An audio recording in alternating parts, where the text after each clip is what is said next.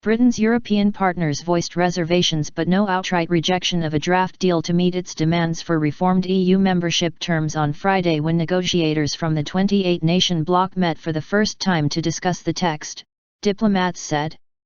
London's bid to win exemption from the European Union goal of ever closer union, preserve its financial sector from regulation by the Eurozone and curb access to in-work benefits for EU migrant workers won backing from Poland as the meeting of national negotiators, or sherpas, began in Brussels.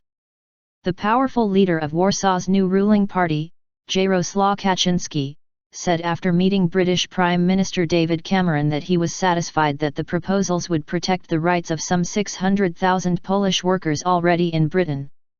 Brussels set out a plan this week to deliver on changes requested by Cameron to enable him to campaign for continued EU membership when Britons vote in a referendum, possibly as soon as June.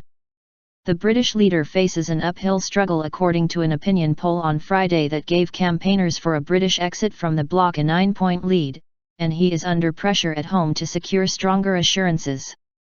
Fair, but a tough ask? As negotiators crunched details of the proposal laid out by European Council President Donald Tusk, other countries were keen to spell out the limits of what they could accept.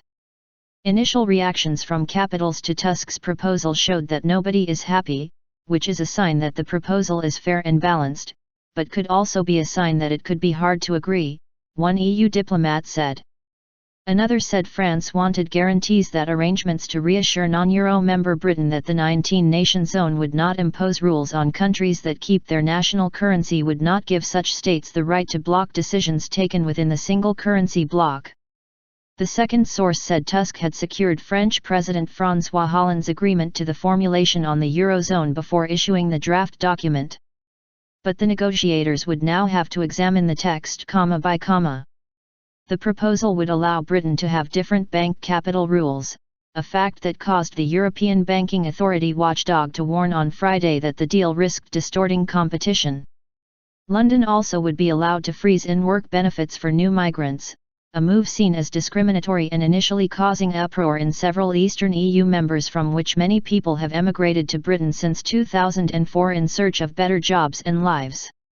But Poland, by far the biggest source of migrant labour, has reoriented its foreign policy after a Eurosceptic government took power in November. Its foreign minister last week named Britain, rather than Germany, as Warsaw's top ally in Europe. The negotiations have focused on finding technical formulas to meet London's demands without explicitly violating EU law in order to prevent a Brexit, which would be an unprecedented setback after decades of European integration. But some diplomats are concerned that the draft undermines the founding principles of the bloc. We won't pick a fight, but really if this goes through, this is the end of the EU as we know it, said one diplomat involved in the process.